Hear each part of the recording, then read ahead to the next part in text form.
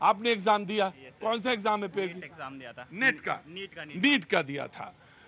तो आपको अब आपकी मांग ये है कि पूरा एग्जाम फिर से हो? वो तो उसने कहा कि 1500 एग्जाम जो हैं वो तो हम फिर से कराएंगे, लेकिन आपका कहना है कि नहीं, पूरे एग्जाम कराए जाए। यस, पूरे एग्जाम रीनीट दोबारा कराया जाए।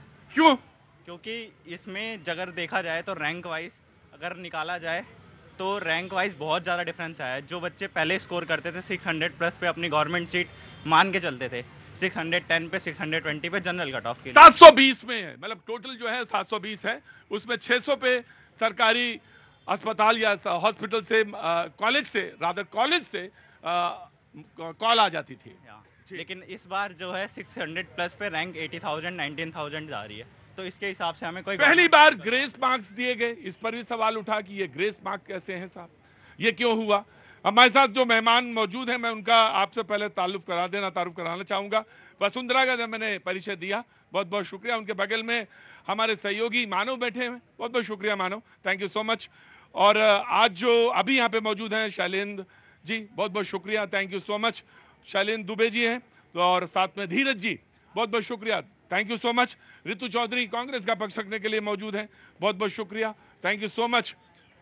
कांग्रेस ने भी प्रेस कॉन्फ्रेंस करी, बीजेपी ने भी प्रेस कॉन्फ्रेंस करी, इन बीच में तमाम सारे छात्र हैं जिनके सवाल हैं। सबसे पहले मैं वसुंधरा आपसे जानना चाहूंगा कि नेट का परीक्षा को लेकर क्या है, जो 9 लाख से ज्यादा है। उन्होंने कहा कि एग्जाम फिर से होगा, तमाम सारे पेपर लीक हो रहे, लेकिन जो तमाम तारी तैयारी है, बड़े दूर दूर से लोग आते हैं, एग्जाम देने आते हैं, पैसा खर्च होता है, रिसोर्सेज लगते हैं, सरकार के भी रिसोर्सेज लगते हैं। अब सवाल यह है कि री एग्जाम के लिए अब आपकी क्या है, इस नेट का जो एग्जाम कैंसिल हुआ इस पर आपका टेक क्या है?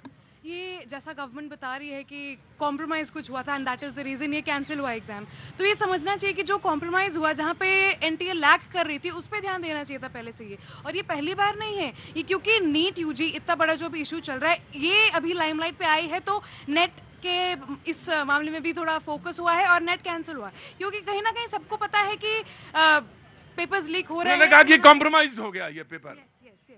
और this is very egregious on the part of NTA, क्योंकि हम इतने दिनों से प्रिपेयर करते आते हैं, और क्योंकि अब ऐसा रहेगा तो हर महीने एग्जाम्स कैंसिल होंगे, हर महीने एग्जाम कैंसिल होंगे। मैं अब खड़ा करना चाहूंगा एडवोकेट धीरज जी से। जी धीरज जी, सवाल ये इस बात का कि क्या पॉइंट्स हैं खासतौर से नीट को लेकर कि जो आप चाहते हैं कि याचिकाकर्ता भी हैं, चाहते हैं कि नहीं इसका एग्जाम पूरा एक बार फिर से कराया जाए। हालांकि उन्होंने कहा कि शायद 1563 जो बच्चे हैं उनको एडमिट कार्ड भेजे जा रहे हैं और एग्जाम कराएंगे।